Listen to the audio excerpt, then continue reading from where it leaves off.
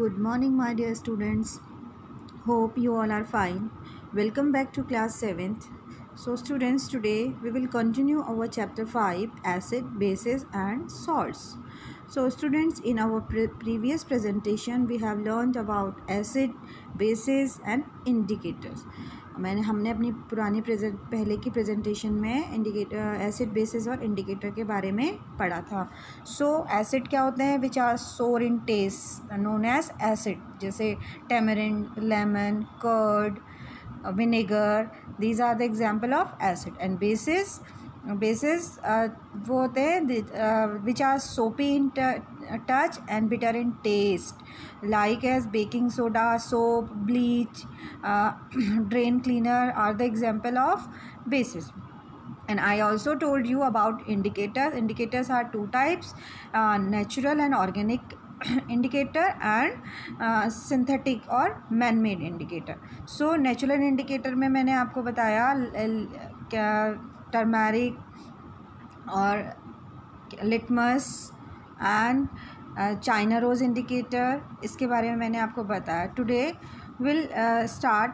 So we have also learn that indicators are of two types, natural and man made. So today will start with man made indicator, that is phenolphthalein indicator. आज हम phenolphthalein indicator के बारे में पढ़ेंगे. Okay, so we have learn, हमने ये भी पढ़ा, we have learn that acid turns blue litmus to red. Acid क्या करते हैं, ब्लू लिटमस को रेड में चेंज कर देते हैं, और बेस क्या करते हैं, turn red litmus to blue. So let us see, अब हम देखेंगे what happens when an acid mixed with a base. अब हम इस स्लाइड में ये भी देखेंगे कि हम जब एक एसिड, अभी तक हमने पढ़ा कि एसिड क्या करता है, ब्लू लिटमस को रेड में चेंज करता है, और बेस क्या करते हैं, रेड लिटमस को ब्लू में चेंज करते हैं. अब हम देखेंगे कि जब हम एसिड और बेस को मिक्स करते हैं तब क्या होता है. उससे before going ahead we will learn about phenolphthalein indicator. हम फेनोप्थलीन इंडिकेटर के बारे में पढ़ेंगे. सो बेटा, फेनोप्थलीन इज़ अ सिंथेटिक और man made acid base indicator. Phenolphthalein क्या है, एक सिंथेटिक और man made acid base indicator है. अब phenolphthalein indicator is colourless in acidic solution. Phenolphthalein indicator क्या होता है, एसिडिक सॉल्यूशन में कलरलेस होता है. And phenolphthalein indicator gives pink colour in basic solution. और जब हम फेनोप्थलीन इंडिकेटर को बेसिक सॉल्यूशन में डालते हैं तो वो कैसा कलर देता है, it gives pink colour. So we will be use phenolphthalein indicator when we carry out the neutralisation reaction.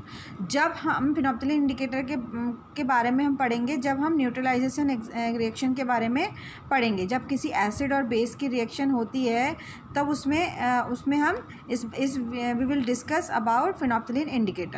So if we add acid in the solution of a base, अगर हम किसी बेस सॉल्यूशन में acid add करते हैं which has been turned by phenolphthalein indicator, then solution will change from pink to colorless. तब solution क्या हो जाएगा, pink से colorless. This is because acid क्या करता है, acid cancels the effect of base. Acid क्या करता है, बेस के इफेक्ट को कैंसिल कर देता है. So neutralisation, what is neutralisation? Neutralisation when an acidic solution is mix with a basic solution. जब एक एसिडिक सॉल्यूशन को बेसिक सॉल्यूशन के साथ मिक्स करते हैं तो both the solutions neutralise the effect of each other. वो दोनों सॉल्यूशन क्या करते हैं, एक दूसरे के इफेक्ट को न्यूट्रलाइज कर देते हैं. The reaction between an acid and base is known as neutralization reaction. तो वो एसिड और बेस के बीच में जो भी रिएक्शन होती है उसे हम क्या कहते हैं, neutralisation reaction. Salt and water are produce in this process. इस प्रोसेस में क्या होता है, सॉल्ट और वाटर बनते हैं और with the evolution of heat, और इसमें हीट इवॉल्व होती है, मीन प्रोड्यूस होती है. ओके, जैसे जब हम एसिड और बेस के बीच में रिएक्शन कराते हैं तो इस रिएक्शन को हम न्यूट्रलाइजेशन रिएक्शन कहते हैं. और जो सॉल्ट और वाटर इस रिएक्शन के बाद बनते हैं उसमें क्या होती है, हीट क्या होती है, इवॉल्व होती है, मीन्स हीट प्रोड्यूस होती है. ओके, जैसे एसिड प्लस बेस एसिड और बेस की रिएक्शन हुई तो क्या बना, सॉल्ट एंड वाटर. तो हीट, इसमें हीट क्या है, heat is evolve, heat produce हुई. And hydrochloric acid plus sodium hydroxide, जब हम NaOH की NaOH प्लस HCl की रिएक्शन कराते हैं तो क्या बनता है, NaCl प्लस वाटर, NaCl बनता है और water. The acid and bases are chemically opposite substance. Acid और बेस क्या होते हैं, एक दूसरे के बिल्कुल अपोजिट सब्सटेंस होते हैं। So when an acid is mix with a base, acid और बेस क्या हैं, अपोजिट सब्सटेंस हैं। जब हम एसिड किसी बेस के साथ मिक्स करते हैं वो क्या करते हैं, they neutralise the effect of each other. जब एसिड बेस को मिक्स कर देते हैं तो वो एक दूसरे के इफेक्ट को क्या करते हैं, न्यूट्रलाइज कर देते हैं। The product forms on mixing an acid and a base are salt and water. और एसिड और बेस की मिक्सिंग के बाद जो प्रोडक्ट बनता है वो क्या होता है, salt and water. So the reaction in which an acid react with a base, the reaction in which an acid reacts with a base to form salt and water is called neutralization. Means वो reaction जिसमें एक acid react करता है base के साथ क्या बनाने के लिए, सॉल्ट एंड वाटर, तो उस रिएक्शन को हम क्या कहते हैं, neutralisation reaction. You can see on your screen acid plus base जब रिएक्ट होते हैं तो क्या बनता है, सॉल्ट एंड वाटर, और इसमें हीट प्रोड्यूस होती है। Some heat is always produce in neutralisation reaction में, तो न्यूट्रलाइजेशन रिएक्शन में हीट प्रोड्यूस होती है। Okay, in neutralisation reaction two new substance salt and water form, और दो नए सब्सटेंस बनते हैं। क्या, जब एसिड बेस की रिएक्शन होती है तो salt and water are the two new substance. The salt form during neutralisation reaction depend on which acid and which base are reacted with each other. तो जो सॉल्ट बनता है उसके बाद न्यूट्रलाइजेशन रिएक्शन के बाद वो डिपेंड करता है किस में, कि कौन सा एसिड किस बेस के साथ मिलाया गया है। सपोज जैसे व्हेन NaOH, जब sodium hydroxide is treated with HCl, जब सोडियम हाइड्रोक्साइड को हम HCl के साथ मिक्स करते हैं तो क्या बनता है, with HCl then a neutralisation reaction takes place. जब सोडियम हाइड्रोक्साइड की हाइड्रोजन क्लोराइड के साथ हम ट्रीट करते हैं, उस रिएक्शन होती है तो क्या न्यूट्रलाइजेशन रिएक्शन होती है, तो क्या बनता है, NaCl means sodium chloride. Sodium chloride is a salt, ये सॉल्ट है, और प्लस क्या बनता है, वाटर। तो the salt formed in this neutralisation reaction of NaOH and HCl, तो जो NaOH और HCl की रिएक्शन के बाद जो सॉल्ट बना वो क्या बना, सोडियम क्लोराइड मीन्स NaCl। तो और क्या, some heat is evolve during this neutralisation reaction, और इस न्यूट्रलाइजेशन रिएक्शन में कुछ हीट भी क्या हुई, इवॉल्व हुई। जैसे अब द रिएक्शन, अब मैंने आपको बताया the reaction between acid and base to produce salt and water is called neutralisation reaction. इसी को हम न्यूट्रलाइजेशन रिएक्शन कहते हैं। और न्यूट्रलाइजेशन रिएक्शन में एक नया सब्सटेंस बनता है, जैसे आप you can see on your screen, इसमें एक बीकर में एसिड और बेस के मिक्सचर के बाद जो भी एसिड और बेस के साथ जो एसिड और बेस की रिएक्शन हुई, तो न्यूट्रलाइजेशन रिएक्शन हुई, तो उसमें क्या बना, सॉल्ट प्लस वाटर। ओके, तो जैसे एग्जाम्पल ऑफ न्यूट्रलाइजेशन रिएक्शन, मैंने आपको न्यूट्रलाइजेशन का एग्जाम्पल दिया है, you can see on your screen. Hydrochloric acid HCl plus sodium hydroxide NaOH। Acid HCl क्या है, hydrochloric acid is an acid, और sodium hydroxide is a base, और इसको मिलके क्या बना, जब सोडियम हाइड्रोक्साइड और HCl की रिएक्शन हुई तो न्यूट्रलाइजेशन रिएक्शन हुई, तो इसमें हमें जो सॉल्ट मिला वो क्या मिला, sodium chloride plus water. In the process of neutralisation heat is always produced और इवॉल्व। तो इस न्यूट्रलाइजेशन की प्रोसेस में हीट हमेशा प्रोड्यूस होती है, और the evolve heat raises the temperature of reaction mixture. और जो ये जो हीट जो प्रोड्यूस होती है, ये क्या करती है, जो रिएक्शन मिक्सचर होता है उसके टेम्परेचर को क्या कर देती है, बढ़ा देती है। ओके, जैसे सपोज़ हम एक एक्टिविटी करेंगे, we take 5 ml of HCl, जैसे हम एक बीकर में HCl लेंगे और टेस्ट ट्यूब में, और the hydrochloric acid solution is colourless. तो हाइड्रोक्लोरिक एसिड सॉल्यूशन क्या है, कलरलेस है। अब इसमें हम ये फिनोप्थलीन इंडिकेटर के टेस्ट के लिए मैं आपको बता रही हूँ, the hydrochloric acid solution is colourless. अब इस हाइड्रोक्लोरिक सॉल्यूशन में हम क्या डालेंगे, 2 to 3 drops of phenolphthalein indicator to into the test tube जिसमें हाइड्रोक्लोरिक एसिड है, उसमें हम क्या डालेंगे, 2 और 3 फिनोप्थलीन इंडिकेटर।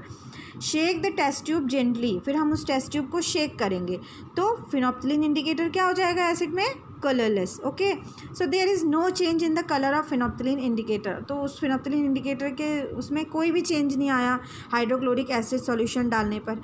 अब उसके बाद हम क्या करेंगे, जब हम टेक सोडियम हाइड्रोक्साइड सॉल्यूशन, जब हम एक ड्रॉपर से सोडियम हाइड्रोक्साइड यानी बेस, उस सॉल्यूशन को हम इस टेस्ट ट्यूब में डालेंगे तो क्या होगा, थोड़ी देर बाद डालते रहेंगे, continue to add some sodium, थोड़ा सा सोडियम हाइड्रोक्साइड और डालेंगे ड्रॉप बाय ड्रॉप, और इसको हिलाते रहेंगे कब तक, जब तक कि इसका कलर पिंक ना हो जाए।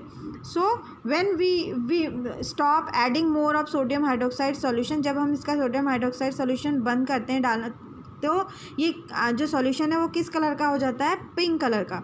सो एट दिस स्टेज, इस स्टेज में क्या है, all the hydrochloric acid taken in the test tube has been completely neutralise by sodium hydroxide base. मैंने आपको बताया एसिड और बेस क्या करते हैं, एक दूसरे के इफेक्ट को न्यूट्रलाइज कर देते हैं। तो इस प्रोसेस में भी क्या है, जब हमने बेस हाइड्रोक्लोरिक एसिड के ऊपर बेस डाला सोडियम हाइड्रोक्साइड, तो क्या हुआ, उसमें न्यूट्रलाइजेशन रिएक्शन हुई, और क्या हुआ, जो हमने टेस्ट ट्यूब में हाइड्रोक्लोरिक एसिड लिया था वो कंप्लीटली न्यूट्रलाइज हो गया, किसके द्वारा, सोडियम हाइड्रोक्साइड बेस के द्वारा। सो a neutralization reaction has takes place in the test tube। Test tube में कौन सी रिएक्शन हुई, neutralisation reaction. The completion of neutralization reaction is indicated by the fact that when all the acid has been neutralized, then a little excess of the base। सारे acid क्या हैं, जब हम थोड़ा सा बेस डाला तो वो क्या हुए, न्यूट्रलाइज हो गए। कैसे, चेंजेस द, और उसने क्या किया, changes the colour of phenolphthalein indicator to pink. और जैसे ही बेस ऐड किया तो फिनोप्थलीन इंडिकेटर का कलर कैसा हो गया, pink. So this makes the solution in the test tube light pink. तो जो हमने सॉल्यूशन लिया था वो कैसा हो गया, लाइट पिंक कलर का। सो न्यूट्रलाइजेशन रिएक्शन में ये the reaction between acid and base to produce salt and water is called an neutralisation. Acid और बेस के बीच में जो रिएक्शन होती है वो न्यूट्रलाइजेशन रिएक्शन है, और उसके बाद 2 न्यू प्रोडक्ट बनते हैं, सॉल्ट एंड वाटर। ओके, और इस the equation of this reaction, ये रिएक्शन को हम एसिड प्लस बेस के बाद रिएक्शन हुई तो बना सॉल्ट एंड वाटर। और जो सॉल्ट बनता है न्यूट्रलाइजेशन रिएक्शन के बाद, उसको ही हम, जो प्रोडक्ट बनते हैं उसको हम क्या कहते हैं, सॉल्ट कहते हैं। तो सॉल्ट जो बनते हैं वो मे बी एसिडिक और बेसिक और न्यूट्रल। जो भी एसिड बेस के रिएक्शन के बाद सॉल्ट बनेगा वो एसिडिक भी हो सकता है, बेसिक भी हो सकता है और न्यूट्रल भी हो सकता है। ओके, अब daily life, in everyday life, हम अपनी एवरीडे लाइफ में भी न्यूट्रलाइजेशन रिएक्शन को देख सकते हैं। जैसे सॉइल ट्रीटमेंट मीन जैसे कभी कभी जो मिट्टी है, द सॉइल में भी एसिडिक और बेसिक, कभी कभी जो मिट्टी है वो एसिडिक और बेसिक हो जाती है नेचुरली। जब when the soil is too acidic, much use of chemical fertilizers make the soil acidic। जब हम मिट्टी में बहुत सारे केमिकल फर्टिलाइजर्स का यूज़ करते हैं तो वो मिट्टी कैसी हो जाती है, एसिडिक हो जाती है। Plants did not grow in much acidic and much basic soil. तो प्लांट्स क्या होते हैं, बहुत ज़्यादा एसिडिक और बहुत ज़्यादा बेसिक मिट्टी में ग्रो नहीं करते हैं। तो जो when the soil is too acidic, जब सॉइल बहुत ज़्यादा एसिडिक हो जाती है, it is treated with a base। when soil is too acidic, it can be treated by base like quicklime calcium oxide and slaked lime calcium hydroxide। तो जब ये मिट्टी बहुत ज़्यादा एसिडिक हो जाती है तो इसमें हम क्या करते हैं, बेस ऐड करते हैं, like quick lime means calcium oxide and slaked lime means calcium hydroxide. If the soil is basic, जब सॉइल बेसिक हो जाती है तो हम उसमें क्या ऐड करते हैं, the organic matter is added in order to make it neutralise so that plant can grow. जब सॉइल बेसिक हो जाती है तो हम इसमें ऑर्गेनिक मैटर ऐड करते हैं। ऑर्गेनिक मैटर क्या हो गया? ऑर्गेनिक मैटर वो हो गया decaying organic matter called manure और कंपोस्ट, जो कंपोस्ट खाद होती है वो। The decaying organic matter releases acid which, जो डिकेइंग ऑर्गेनिक मैटर होते हैं, जो खाद होती है कंपोस्ट, वो क्या करती है, इसको क्या करती है, जो बेस बहुत ज़्यादा बेसिक मिट्टी, जो मिट्टी में अगर बेस बहुत ज़्यादा हो जाता है तो उसको क्या करते हैं ये ऑर्गेनिक मैटर उसको न्यूट्रलाइज कर देते हैं, जिसके कारण प्लांट्स उसमें उस अच्छे से ग्रो कर पाएँ। मतलब जब मिट्टी बहुत ज़्यादा एसिडिक है तो it can be treated by base. उसमें हम क्या बेस डालते हैं? Like quick lime, calcium oxide और स्लेक्ड लाइम और कैल्शियम हाइड्रोक्साइड। और जब मिट्टी बहुत ज़्यादा बेसिक हो जाती है तो उसमें हम क्या डालते हैं? ऑर्गेनिक मैटर लाइक मैन्योर और कंपोस्ट। तो मैन्योर क्या होता है? Decaying organic matter, decaying organic matter होते हैं जिसमें जो खाद होती है वो डाल के हम इस मिट्टी को ट्रीट कर सकते हैं। तो इसीलिए क्या होता है, thus a farmer should add decaying organic matter in his field if the soil is too basic. इसीलिए किसान क्या करते हैं, अपने खेतों में कंपोस्ट और मेन्योर खाद डालते हैं जब उनकी मिट्टी, जब उनके खेत बहुत ज़्यादा बेस की अमाउंट ज़्यादा हो जाती है, उसमें प्लांट अच्छे से ग्रो नहीं कर पाते हैं। और इंडाइजेशन, जब हमें इंडाइजेशन होता है, समटाइम्स आवर स्टमक क्या होता है, हमारा कभी कभी हमें बहुत ज़्यादा एसिडिटी हो जाती है। So our stomach produces HCl acid. हमारा जो स्टमक है वो क्या प्रोड्यूस करता है? स्टमक क्या प्रोड्यूस करता है? HCl यानी हाइड्रोक्लोरिक एसिड।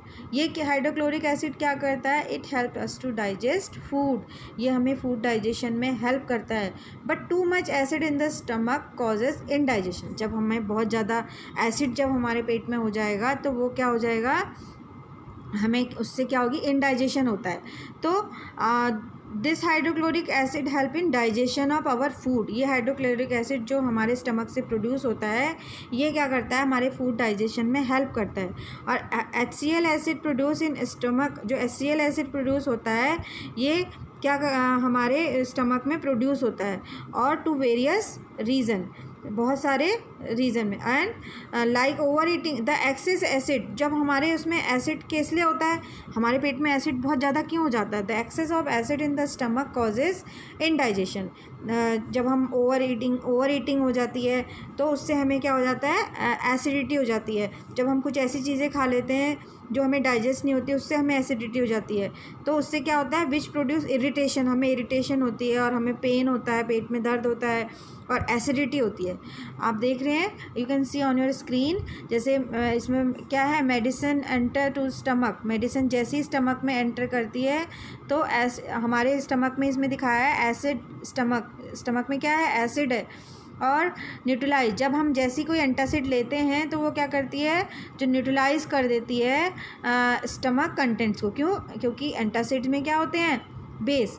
तो स्टमक टू रिलीव इंडाइजेशन से बचने के लिए we take an antacid like milk of magnesia. हम एंटासिड यूज़ करते हैं जो क्या है? Milk of magnesia. ये क्या है? एंटासिड है। ये हम यूज़ करते हैं किस लिए? उसको अपने जो हमें एसिडिटी होती है उसको ट्रीट करने के लिए, इंडाइजेशन से रिलीफ के लिए हम क्या करते हैं?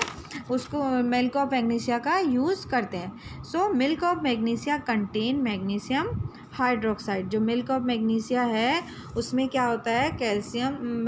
Magnesium hydroxide. इसकी pH वैल्यू क्या होती है? 10 होती है। और ये क्या करता है? ये मैग्नीशियम हाइड्रोक्साइड क्या करता है? एसिडिटी को कम करता है।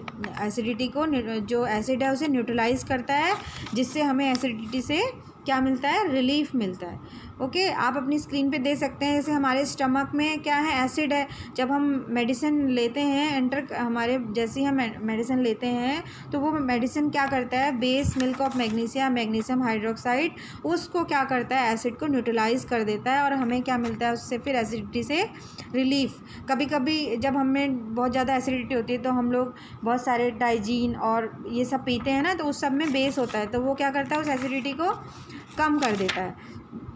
अब एंड स्टिंग, और जब हमें चींटी, the sting of and contains formic acid, जो चींटी होती है उसमें क्या होता है, जब वो हमें काटती है तो हमें दर्द होता है, तो चींटी में कौन सा एसिड होता है, formic acid. When an ant bites it releases acid into our skin, ये क्या करती है, हमारी बॉडी में एक एसिड रिलीज कर देती है। जब भी हमें चींटी काटती है तो ये हमारी बॉडी में क्या रिलीज करती है, acid.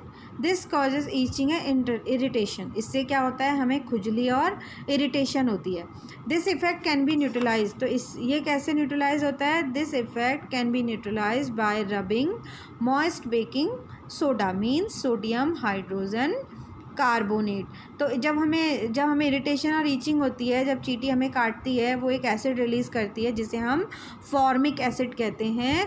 This effect can B, ये इफेक्ट न्यूट्रलाइज होता है, हम इसमें क्या रब करते हैं, मॉइस्ट बेकिंग सोडा। इस इरिटेशन को कम करने के लिए हम मॉइस्ट बेकिंग सोडा इसमें क्या करते हैं, रब करते हैं। मीन्स मॉइस्ट बेकिंग सोडा को हम क्या कह सकते हैं, sodium hydrogen carbonate. Okay, this can also be neutralise by calamine solution, और ये कैलामाइन सॉल्यूशन से भी न्यूट्रलाइज हो सकता है, विच कंटेन जिंक कार्बोनेट। तो कैलामाइन सॉल्यूशन में क्या मिलता है, जिंक कार्बोनेट। अब क्या होता है, जब भी हमें चींटी काटती है, ये इंजेक्ट करती है एक एसिडिक लिक्विड जिसको हम फॉर्मिक एसिड कहते हैं। हमारी स्किन में एक लिक्विड इंजेक्ट करती है चींटी जब हमें काटती है, फॉर्मिक एसिड।